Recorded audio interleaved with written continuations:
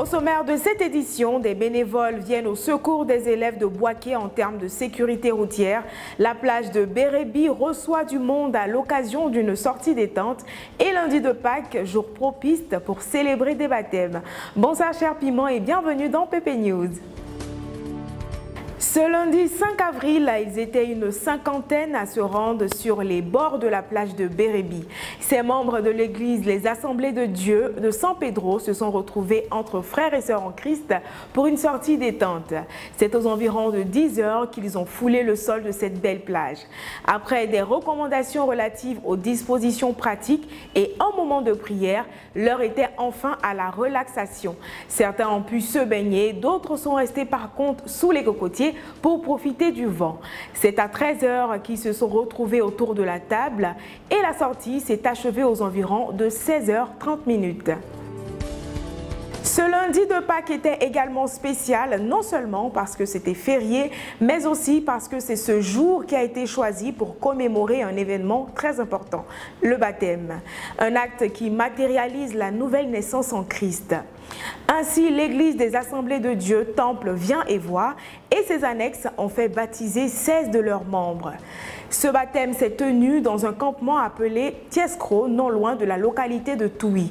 À tour de rôle, les prétendants au baptême ont été baptisés après une série de questions préalablement posées pour tester leur degré de maturité. S'en est suivi leur première sainte scène. Cette étape cruciale leur permet de témoigner aux yeux de tous leur amour pour le Christ, leur appartenance ainsi que leur croyance en lui. Regarder à gauche et à droite avant de traverser n'est pas forcément un réflexe que les enfants ont lorsqu'ils traversent la route. Respecter les feux tricolores n'est très souvent pas la tasse de thé de certains chauffards. Au vu de tout cela, Worobi et Bronzil André, deux jeunes élèves dans la commune de Boaké, ont décidé d'intervenir à leur manière. Reportage.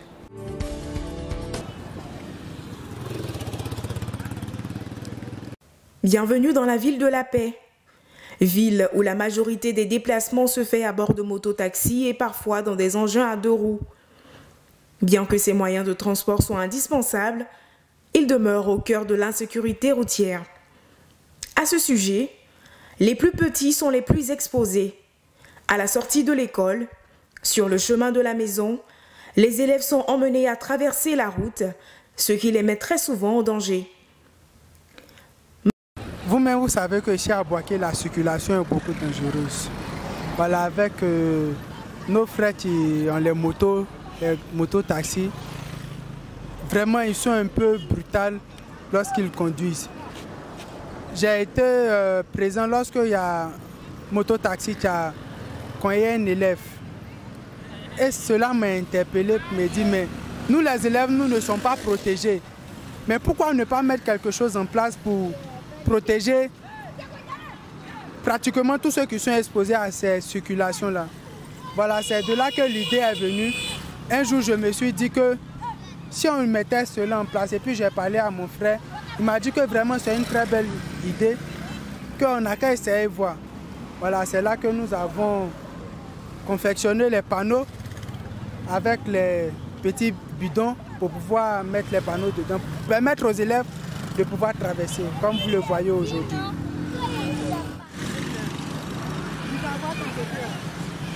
Avec pour objectif d'étendre l'activité sur toute la ville, les bénévoles sont confrontés à des difficultés financières car ils ne reçoivent pas de réel soutien venant des autorités compétentes.